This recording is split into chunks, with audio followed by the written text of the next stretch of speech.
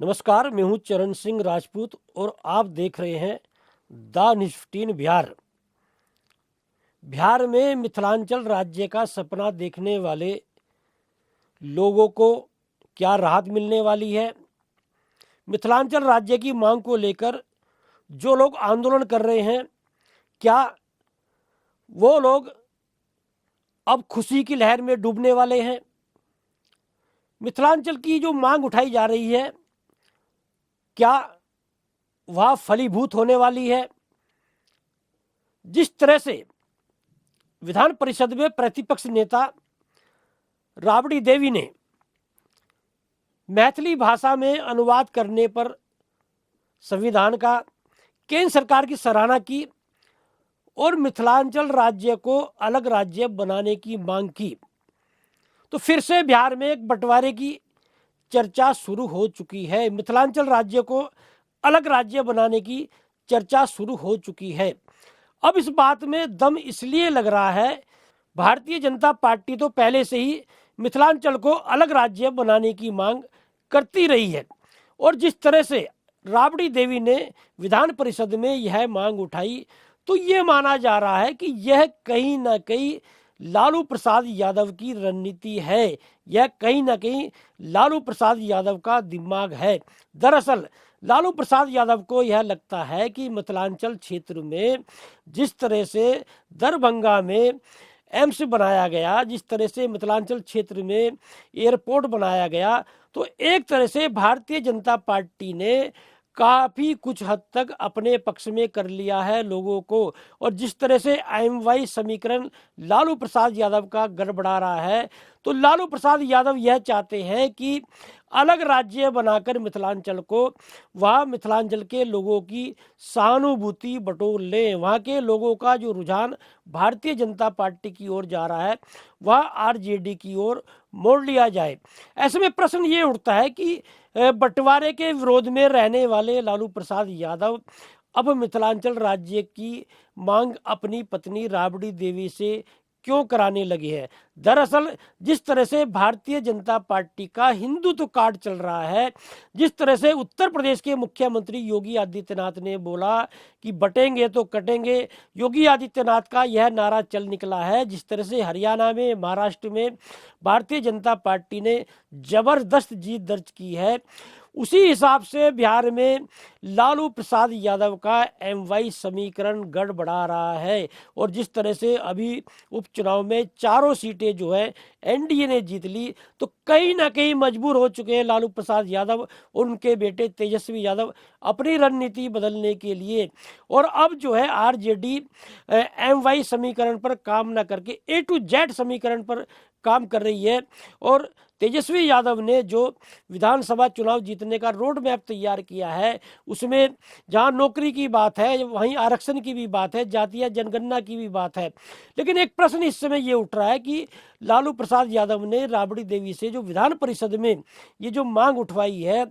इसको लालू प्रसाद यादव कितना भुना पाएंगे, यह भी देखना होगा। दरअसल मिथिलांचल राज्य की मांग राबड़ी देवी जो है 2015 में भी उठा चुकी है और भारतीय जनता पार्टी के नेता लगातार इस मांग को उठा रहे हैं। 2004 में पूर्व सभापति ताराकांत झा ने इस मांग को उठाया और उन्होंने तर्क रखा था कि भाई मिथिलांचल के लोग लगातार इस मांग को उठा रहे हैं, अलग राज्य बनना चाहिए। 2015 में कीर्ति आजाद जो सांसद भारतीय जनता पार्टी के रहे, उन्होंने लोकसभा में इस मुद्दे को उठाया कि मिथिलांचल अलग राज्य बनना चाहिए। और जहां तक मिथिलांचल राज्य को अलग मांग उठाने की बात है भारतीय जनता पार्टी की ओर से, दरभंगा के सांसद गोपाल ठाकुर,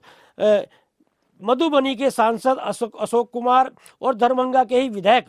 संजय सहवगी जो है इस मांग को उठाते रहे हैं। देखने की बात यह है कि लालू प्रसाद यादव जो है, जब झारखंड अलग राज्य बना बिहार से और तत्कालीन गृह मंत्री लाल कृष्ण आडवाणी ने 2002 में जब झारखंड बिहार पुनर्गठन के विधेयक को जो है पेश किया तो लालू प्रसाद यादव ने कहा था कि मेरी लाश पर जो है झारखंड बनेगा। बंटवारे के विरोध में थे लालू प्रसाद यादव और जो है, लेकिन उस समय कांग्रेस ने समर्थन कर दिया था झारखंड अलग राज्य बनने का, क्योंकि राबड़ी सरकार जो है कांग्रेस के समर्थन से चल रही थी, तो बेबस हो चुके थे लालू प्रसाद यादव। तो अब जो है लालू प्रसाद यादव भारतीय जनता पार्टी के दांव से ही भारतीय जनता पार्टी को शिकस्त देने की फिराक में है, और जो मांग भारतीय जनता पार्टी ने मिथिलांचल राज्य को लेकर उठाई थी, अब वह मांग जो है लालू प्रसाद यादव अपनी पत्नी राबड़ी देवी से जो है विधान परिषद में उठवा चुके हैं। तो देखने की बात ये होगी कि क्या मिथिलांचल राज्य अलग बनेगा। देखने की बात यह है कि राबड़ी देवी ने जब विधान परिषद में मिथिलांचल राज्य बनाने की मांग की, तो जो भारतीय जनता पार्टी के विधायक हैं हरिभूषण ठाकुर बलोच, उन्होंने कहा कि राबड़ी देवी मिथिलांचल को बांग्लादेश बनाना चाहती है, और जिस तरह से कटिहार में, अररिया में, किशनगंज में जो है मुस्लिमों की संख्या बड़ी है, अल्पसंख्यक हो गए हैं हिंदू, तो जो है राबड़ी देवी जो है प्रयास कर रही है कि ये बांग्लादेश बन जाए। उन्होंने कहा कि यदि आप बात देखेंगे तो